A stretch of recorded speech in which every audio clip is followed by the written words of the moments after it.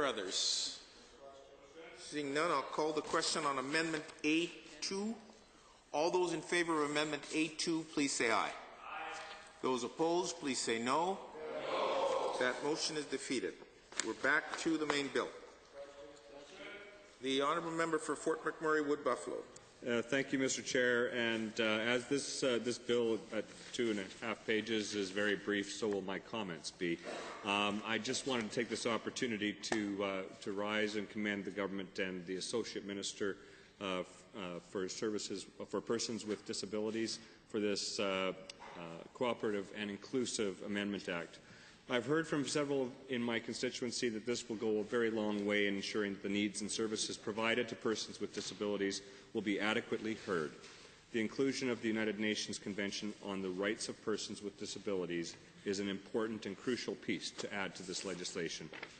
I view the ability for the Premier's Council on the Status of Persons with Disabilities to provide input in the development of business plans for government departments that directly affect them as extremely important.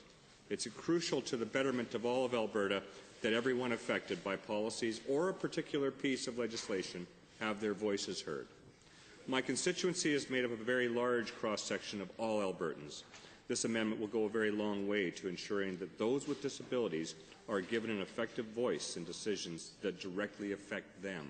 And I assume that at the same time that it allows for these councils to make regional specific recommendations, because we all know there is no cookie-cutter solutions for the entire province.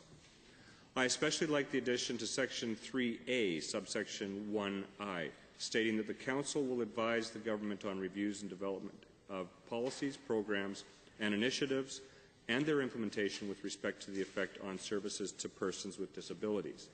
Occasionally, we have new policies put forward, and their impact on persons with disabilities is negative.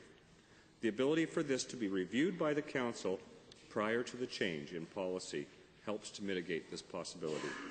Finally, and most importantly, I'd like to applaud the decision to ensure representation in the Council of those directly affected by or involved with disability issues.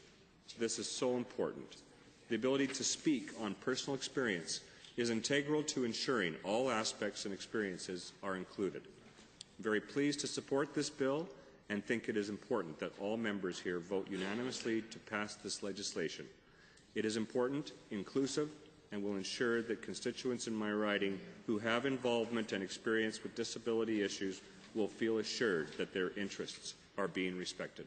Thank you, Mr. Chair. Thank you, Honourable Member.